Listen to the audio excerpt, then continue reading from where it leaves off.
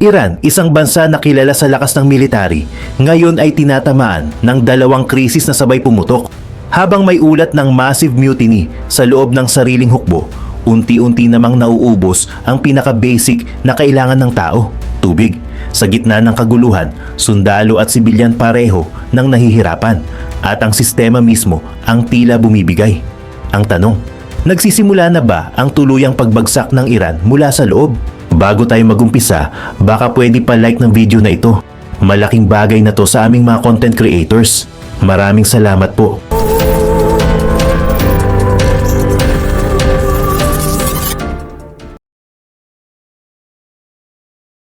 Sa loob ng Iran, hindi lang iisang military ang umiiral. May dalawang puwersa na sabay na gumagalaw. Parehong armado, parehong may kapangyarihan. Pero magkaibang-magkaiba ang pinanggagalingan ng loyalty. Dito nagsisimula ang pinakaimportanteng conflict na matagal nang nabubuo sa loob ng bansa. Ang una ay ang IRGC o Islamic Revolutionary Guard Corps. Ito ang elite force na direktang sumusunod sa Supreme Leader. Hindi lang sila simpleng military. Hawak nila ang missiles, drones at pati ang mga operasyon sa labas ng Iran tulad ng proxy war sa Middle East. Bukod doon, malaki rin ang kontrol nila sa ekonomiya, mula construction projects hanggang sa oil-related activities. Sa madaling salita, hindi lang sila sundalo. Sila ang isa sa pinakamalalakas na haligi ng kapangyarihan ng gobyerno. Sa kabilang banda, nandyan ang Artesh, ang regular na hukbo ng Iran. Ito ang traditional army na ang pangunahing trabaho ay depensahan ang bansa laban sa external threats. Mas malaki ang bilang nila at karamihan sa kanila ay galing sa ordinaryong mamamayan. Hindi sila kasing exposed sa politika at wala silang kontrol sa ekonomiya. Ang training nila ay nakatuon sa conventional warfare, hindi sa ideological enforcement. Dito na pumapasok ang malaking problema. Habang lumilipas ang mga taon, mas lalong pinalakas ang IRGC sa budget, sa kagamitan at sa influence. Sila ang laging nasa sentro ng mga desisyon. Sila ang binibigyan ng pinaka-advance na sandata. Sila ang may direktang access sa leadership.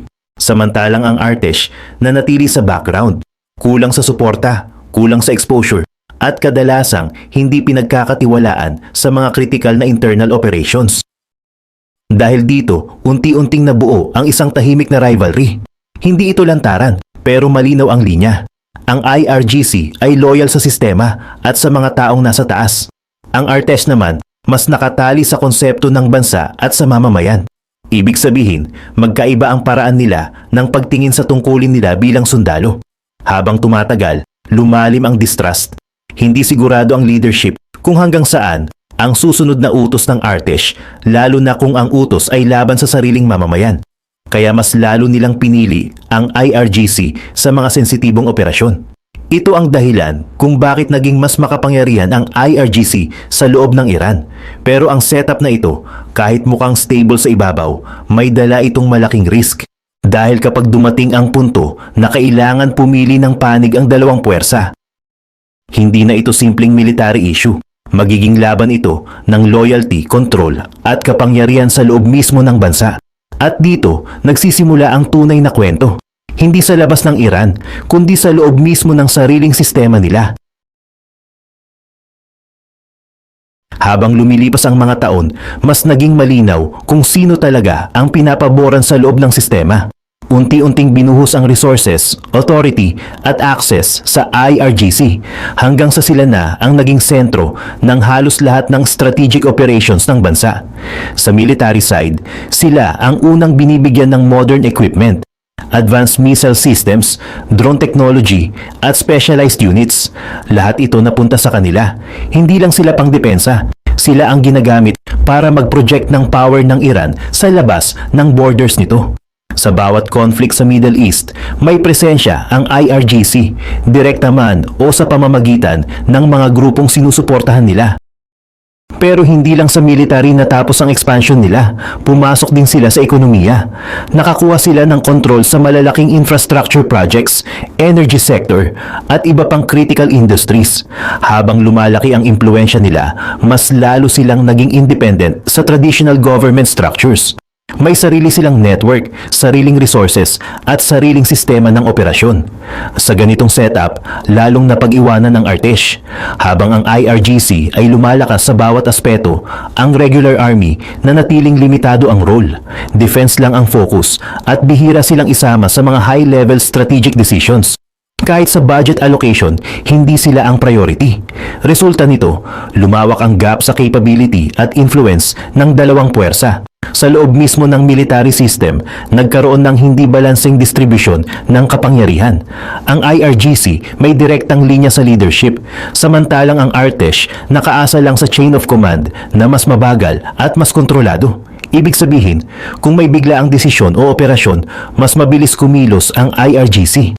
Habang tumatagal, hindi na lang ito simpleng preference. Naging dependency na ng regime ang IRGC. Sa kanila umaasa ang leadership para sa internal security, external operations, at kahit sa pagpapanatili ng political stability. Sa bawat krisis, sila ang unang tinatawag. Pero may kapalit ang ganitong sistema. Habang lumalakas ang IRGC, mas lalong nagiging iisa ang sentro ng kapangyarihan. At kapag ang isang sistema ay masyadong nakafocus sa iisang puwersa, nagiging vulnerable ito kapag nagkaroon ng problema sa mismong puwersang iyon. Hindi pa ito ramdam sa panahong iyon. Sa ibabaw, mukhang kontrolado ang lahat. Pero sa ilalim, unti-unti nang nabubuo ang pressure.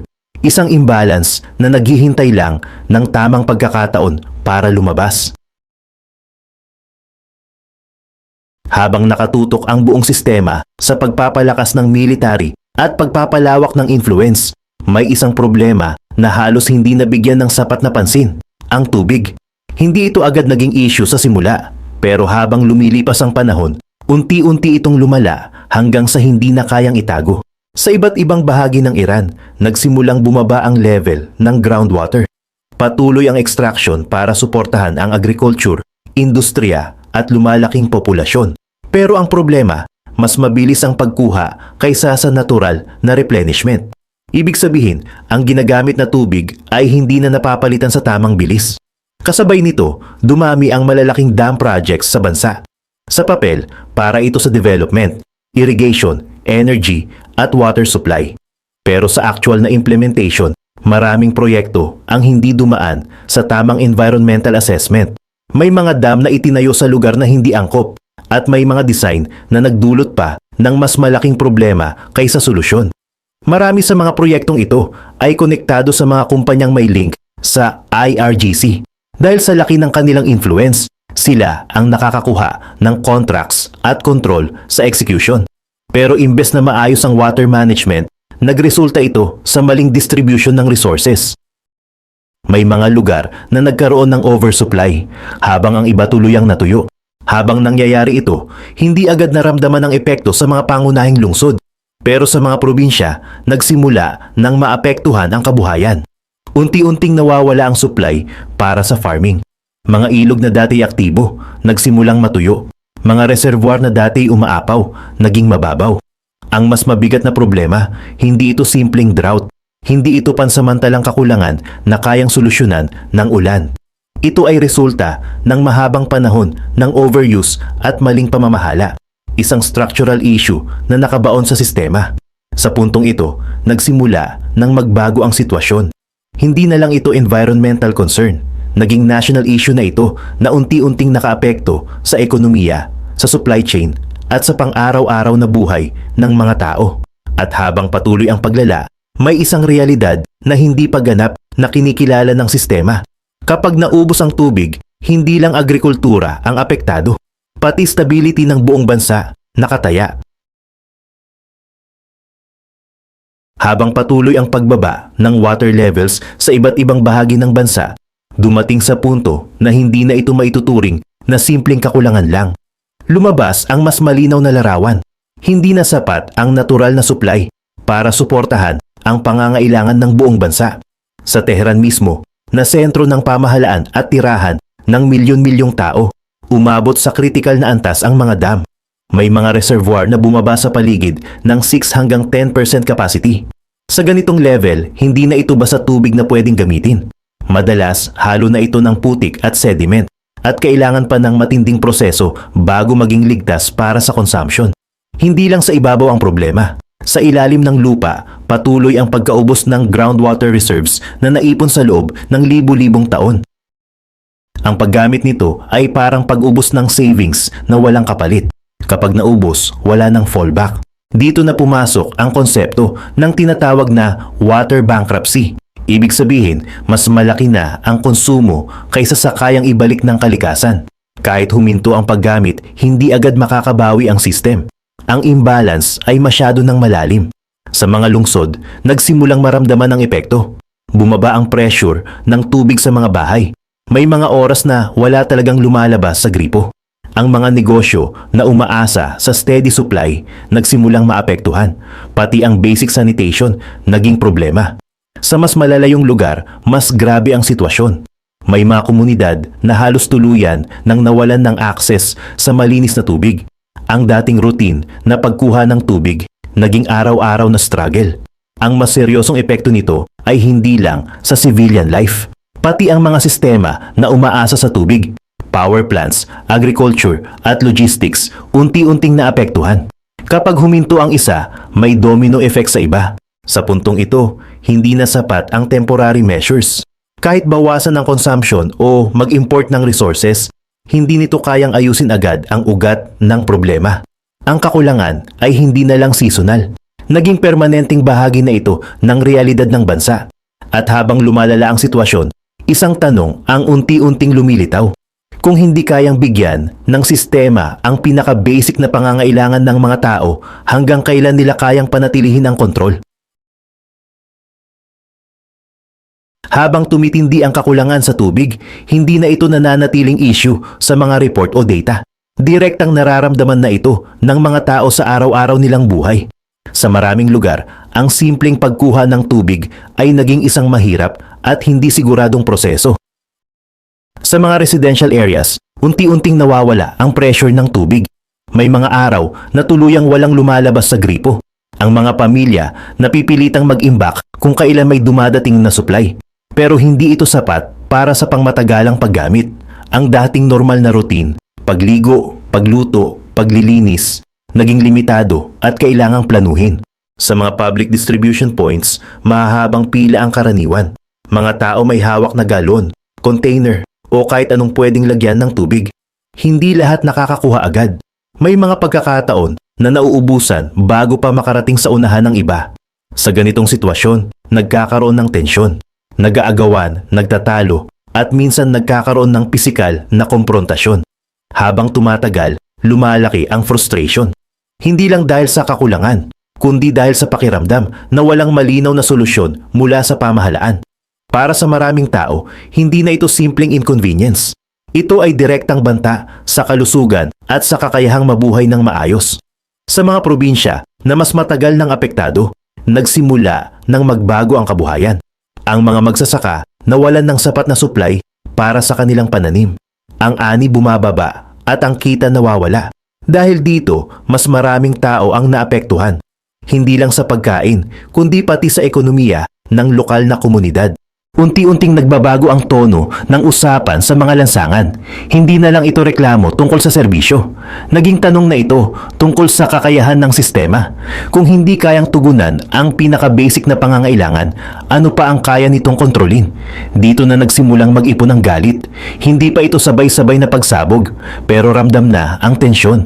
Sa bawat pila, sa bawat araw na walang tubig, sa bawat pagkakataon na hindi sapat ang supply, nadadagdagan ang dahilan para magtanong ang mga tao. At kapag ang ganitong sitwasyon ay tumagal, hindi na ito nananatiling tahimik. Nagiging simula ito ng mas malaking pagkilos. Hindi nagtagal. Ang tensyon na matagal nang naiipon ay tuluyang lumabas sa kalsada. Sa iba't ibang lungsod, nagsimulang magtipon ang mga tao. Hindi na lang para magreklamo, kundi para ipakita na hindi na nila kayang tanggapin ang sitwasyon. Hindi na ito isolated na insidente. Sunod-sunod na ang mga kilos at mas organized kaysa dati. Sa umpisa, ang mga sigaw ay tungkol sa tubig, sa pagkain at sa basic services. Pero habang dumarami ang sumasali, nagbago ang direksyon ng mga panawagan. Naging mas direkta ito sa pamahalaan. Hindi na lang simpleng request, kundi malinaw na pag-question sa kakayahan ng sistema. Dito pumasok ang IRGC, Bilang pangunahing puwersa na ginagamit para sa internal control, sila ang unang pinakilos. Sa maraming lugar, nag-deploy sila ng arm units para i-disperse ang mga tao. Gumamit ng live rounds, naglagay ng snipers sa strategic positions, at nagpatupad ng mas mahigpit na presensya sa mga critical areas. Layunin nilang pigilan ang pagkalat ng protesta bago pa ito tuluyang lumaki. Pero habang ginagawa ito, may isang bagay na napansin ng marami. Ang kawalan ng agresibong presensya ng Artesh. Nandyan sila, pero hindi sila ang nasa frontline ng crackdown. Sa halip na direktang makipag-engage, mas pinili nilang manatili sa mga base, mag-secure ng infrastructure, o magbigay ng limitadong suporta. Ang pagkakaibang ito ay hindi na nakatago. Kitang-kita na magkaiba ang paraan ng pagresponde ng dalawang puwersa. Ang IRGC, focused sa pagpigil at pagkontrol. Ang Artesh, mas maingat at hindi agad sumusunod sa mga utos na direktang makakapahamak sa mga sibilyan. Sa loob ng sistema, nagkaroon ito ng epekto. Hindi na lang ito usapin ng strategy. Naging usapin na ito ng trust. Kung may bahagi ng military na hindi ganap na sumusunod sa parehong approach, ibig sabihin may hati na sa loob. Para sa mga tao sa kalsada, malinaw ang mensahe. Hindi pare-pareho ang lahat ng nasa uniform. May mga sundalo na handang ipatupad ang utos kahit ano pa ang mangyari, at may mga hindi. Habang tumatagal ang mga protesta, mas lalo itong nagiging komplikado. Hindi na lang ito laban ng mamamayan at gobyerno. Unti-unti, nagiging malinaw na pati sa loob ng sistema, may mga linya na nagsisimula ng maghiwalay. Habang tumatagal ang sitwasyon sa loob ng bansa, hindi lang mga sibilyan ang nahihirapan. Unti-unti ring nararamdaman ng mismong military ang epekto ng krisis. Hindi na sapat ang training at kagamitan kung ang pinaka-basic na pangangailangan ay nagiging problema. Sa mga frontline units, nagsimulang lumabas ang kakulangan sa supply. May mga report na limitado ang ammunition na ibinibigay sa mga sundalo. Hindi ito sapat para sa sustained operations, lalo na kung lalala ang conflict. Kasabay nito, mas mabigat ang problema sa pagkain at tubig. Ang tubig, na dati issue lang ng civilian population, ngayon direktang nakaapekto sa military readiness. May mga unit na hirap makakuha ng sapat na inumin para sa araw-araw na operasyon. Ang simpleng hydration na critical para sa focus at physical performance nagiging inconsistent. Sa ganitong kondisyon, bumababa ang effectiveness ng bawat sundalo. Hindi ito agad makikita sa unang tingin, pero habang tumatagal, lumalabas ang epekto. Pagod, dehydration, at kakulangan sa nutrisyon. Lahat ito nakakaapekto sa decision making at endurance sa field. Bukod sa individual soldiers, pati ang logistics system nahihirapan. Ang pag-deliver ng supply nagiging mas komplikado. Kailangan ng mas maraming resources para lang maabot ang basic needs ng mga unit. Sa bawat convoy, hindi lang sandata at fuel ang dinadala. Kailangan ding maglaan ng malaking bahagi para sa tubig. Sa ganitong setup, lumalaki ang pressure sa buong military structure. Hindi lang ito operational challenge. Naging systemic issue na ito na sumasabay sa internal unrest at external threats. Habang dumarami ang problema, mas nagiging mahirap panatilihin ang stability sa loob ng organization. Para sa leadership, malinaw na hindi na sapat ang traditional na approach. Hindi na lang ito tungkol sa strategy o positioning. Kailangan nilang harapin ang reality na ang kanilang sariling puwersa ay naapektuhan na ng parehong krisis na nararanasan ng mga mamamayan. At habang patuloy ang pagtaas ng pressure, isang tanong ang unti-unting lumilitaw. Hanggang kailan kakayanin ng militar na gumana ng maayos kung mismong sistema na sumusuporta dito ay unti-unti nang bumibigay? Sa puntong ito, hindi na pwedeng ihiwalay ang problema ng tubig sa usapin ng seguridad ng bansa. Kapag may krisis sa loob at sabay itong tinamaan ng external conflict, lumalabas agad ang limitasyon ng sistema. Sa actual na kondisyon ng battlefield, hindi lang bahla at sandata ang kailangan ng isang sundalo. Kailangan niya ng sapat na tubig araw-araw para manatiling functional, para makagalaw, makapag-isip ng maayos, at makapag-perform sa ilalim ng pressure. Sa init ng Middle Eastern climate at sa bigat ng equipment na dala, tumataas ang demand ng katawan. Pero sa sitwasyon ng Iran, hindi na garantisado ang supply na ito. Kapag naputol ang power grid o natamaan ang infrastructure, tumitigil ang water pumps, water treatment plants at distribution systems. Ibig sabihin, kahit may natitirang tubig, hindi ito madaling maipapadala kung saan ito kailangan. Dahil dito, napipilitan ang military na mag-transport ng tubig gamit ang mga tanker trucks. Pero ang ganitong operasyon ay mabagal, mahal at delikado. Ang bawat tanker na bumibiyahe ay nagiging critical target. Kapag nasira ang isa, hindi lang supply ang nawawala, buong unit ang maaapektuhan. Sa ganitong setup, doble ang problema. Kailangan mong ipaglaban ang posisyon mo laban sa kalaban, habang sabay mong pinoprotektahan ang sarili mong supply lines. At kapag ang supply na ito ay tubig, hindi pwedeng madelay. Kahit ilang oras na pagkaantala, may direktang epekto sa kakayahan ng unit na lumaban. May limitasyon ang katawan ng tao. Kapag kulang sa hydration, mabilis bumababa ang performance. Nawawala ang focus, bumabagal ang reaction time, at humihina ang katawan. Sa loob lang ng ilang araw, ang isang sundalo na walang sapat na tubig ay hindi na kayang mag-function sa battlefield. Ito ang punto kung saan nagiging malinaw ang isang bagay. Kahit gaano kalakas ang military sa papel, kung hindi nito kayang suportahan ang sarili nitong logistics, hindi ito makakatagal sa laban. Ang strategy na umaasa sa long-term conflict, nagiging mahirap ipatupad kung ang basic resources ay hindi stable. Habang pinipilit ng sistema na mag-adapt, unti-unting lumalabas ang katotohanan. Hindi sapat ang sandata kung ang supply chain ay hindi kayang sumabay. At sa kaso ng Iran, ang pinaka-critical na bahagi ng supply na iyon ay siya ring pinakakulang. Habang nahihirapan ang buong sistema sa supply at logistics, may isa pang development na unti-unting nagbabago ng balanse sa loob ng Iran.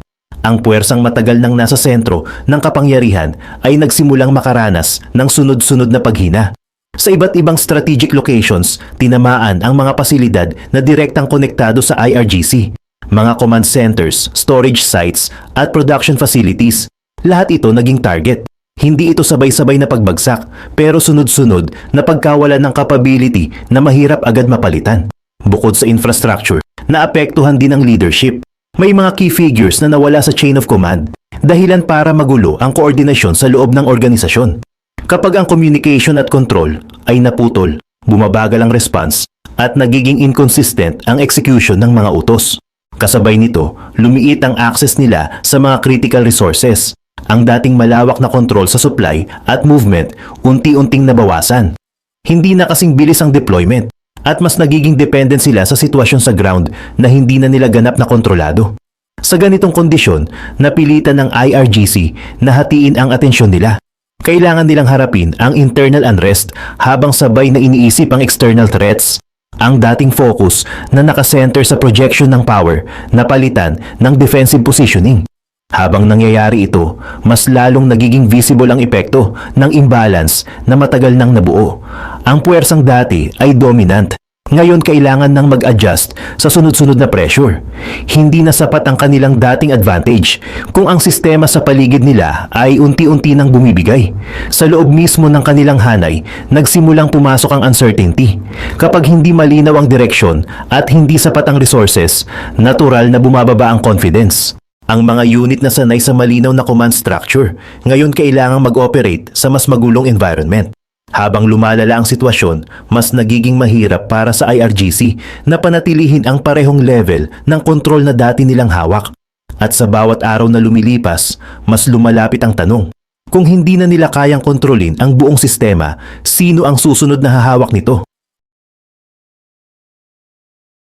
Habang patuloy na humihina ang isang panig, may isang kakaibang pattern na nagsimulang mapansin sa mga nangyayari sa paligid. Hindi lahat ng bahagi ng military system ay naapektuhan ng parehong paraan. May mga target na malinaw kung bakit tinatamaan at may mga lugar na tila sadyang iniiwasan. Sa gitna ng mga strike at disruptions, nanatiling buo ang karamihan sa mga base at pasilidad ng Artesh. Hindi ito aksidente. Sa halip, nagmukha itong isang sinadyang pagpili na habang pinapahina ang isang puwersa, may isa namang pinananatiling intact. Sa ganitong setup, unti-unting nagbabago ang balanse sa loob ng bansa. Habang nababawasan ang kakayahan ng IRGC, hindi naman nawawala ang kabuang military capacity ng Iran. Nandyan pa rin ang Artesh, kumpleto ang structure, may disiplina, at hindi gaanong apektado ng mga direct hits.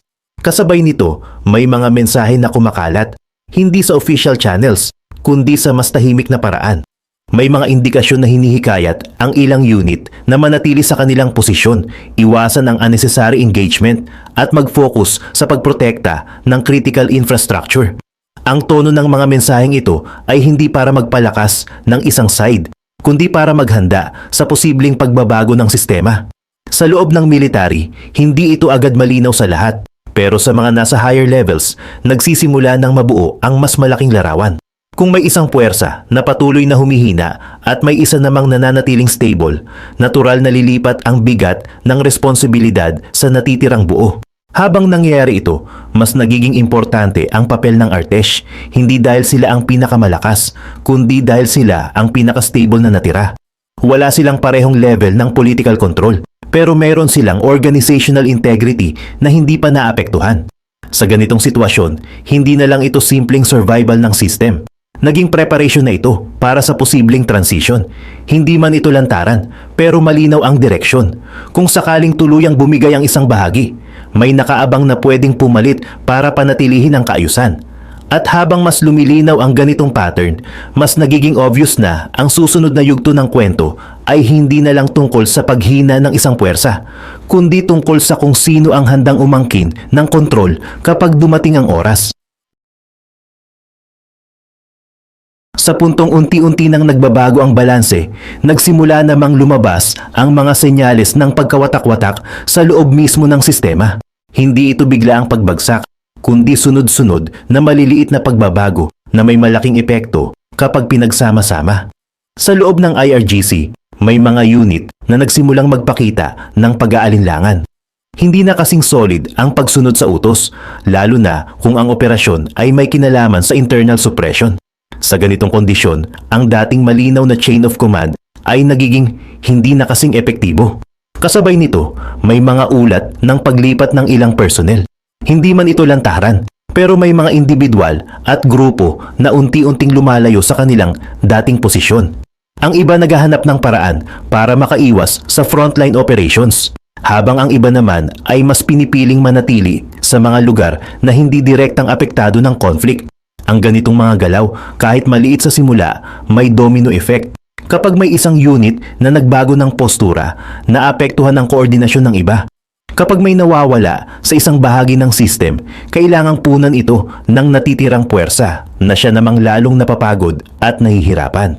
Habang nangyayari ito, mas lalong tumataas ang uncertainty sa loob ng organisasyon. Hindi na sapat ang rank o posisyon para masigurong susundin ang utos. Kailangan ng isaalang-alang ang sitwasyon sa ground, ang availability ng resources at ang risk sa bawat hakbang. Sa kabilang panig, ang Artesh nananatiling mas buo ang structure dahil hindi sila direktang involved sa karamihan ng internal operations. Hindi sila gaanong naapektuhan ng parehong level ng pressure. Ang kanilang command system mas consistent at ang kanilang mga unit mas nakakapag-function sa mas maayos na kondisyon. Dahil dito, unti-unting nagbabago ang perception sa loob ng bansa. Kung dati, ang IRGC ang pangunahing haligi ng kontrol, ngayon may mga nag-uumpisang tumingin sa Artesh bilang mas stable na puwersa. Hindi pa ito lantaran, pero ramdam na ang shift sa pagtingin ng mga tao at maging ng ilang nasa loob ng sistema. Habang lumalala ang pagkawatak-watak, mas nagiging mahirap ibalik ang dating estado ng organisasyon. Ang trust, once na mabasag, hindi agad napapalitan. At sa bawat araw na lumilipas, mas lumalalim ang divide na ito. Sa ganitong sitwasyon, hindi na lang tanong kung may problema sa loob. Ang mas mahalagang tanong na ngayon, hanggang saan aabot ang pagkawatak-watak bago tuluyang mawalan ng kontrol ang isang buong puwersa? Habang lumalalim ang pagkawatak-watak sa loob ng IRGC, mas nagiging komplikado ang sitwasyon dahil hindi lang iisang problema ang kailangang harapin. Sa parehong oras, kailangan nilang kontrolin ang nangyayari sa loob ng bansa at sabayan ang pressure mula sa labas. Sa mga lungsod, patuloy ang galaw ng mga tao. Hindi na ito isolated na protesta. Mas nagiging malawak ang sakop at mas mahirap bantayan. Kailangan mag-deploy ng mas maraming unit para lang mapanatili ang kontrol sa key areas. Pero sa bawat sundalong inilalagay sa internal security, May nababawas naman sa kakayahan nilang harapin ang external threats. Sa kabilang banda, hindi nawawala ang tensyon sa labas ng Iran. May mga indikasyon ng posibleng escalation at hindi pwedeng ipagwalang bahala ang ganitong risk. Kailangan pa rin ng presence sa borders. Kailangan pa rin ng readiness sa anumang pwedeng mangyari. Dito na nahati ang focus ng IRGC. Hindi na nila kayang ilaan ang buong lakas sa isang direksyon lang. Kailangan nilang mag-decide kung saan mas critical ang deployment ng kanilang resources, sa loob ba o sa labas. Pero kahit anong piliin nila, may kapalit. Kapag mas pinrioritize ang internal control, nababawasan ang preparedness sa external conflict. Kapag naman mas tumutok sa labas, lumuluwag ang kontrol sa loob na pwedeng magresulta sa mas malawak na unrest. Habang tumatagal, mas nagiging evident ang strain sa system. Ang parehong problema, internal at external, hindi nawawala, kundi sabay na lumalaki. Ang mga unit na papagod, ang resources na uubos, at ang coordination nagiging mas mahirap i-maintain. Sa ganitong setup, hindi na sapat ang dating structure ng command. Kailangan ng mas mabilis na decision making. Pero dahil sa pagkawala ng consistency sa loob, mas nagiging risky ang bawat utos. Kapag nagkamali ng timing o prioritization, agad itong may epekto sa buong operasyon. Habang patuloy ang ganitong kondisyon, mas nagiging malinaw na ang IRGC ay hindi na lang nahaharap sa isang laban. Dalawa ang kalaban nila, ang sitwasyon sa loob ng bansa at ang pressure mula sa labas. At habang pinipilit nilang i-balance ang dalawang ito, mas lalong lumilitaw ang limitasyon ng kanilang kakayahan. Hindi na ito usapin ng lakas o dami. Ito ay usapin ng kung gaano katagal kayang mag-function ang isang puwersa na sabay-sabay hinahatak sa dalawang magkaibang direksyon.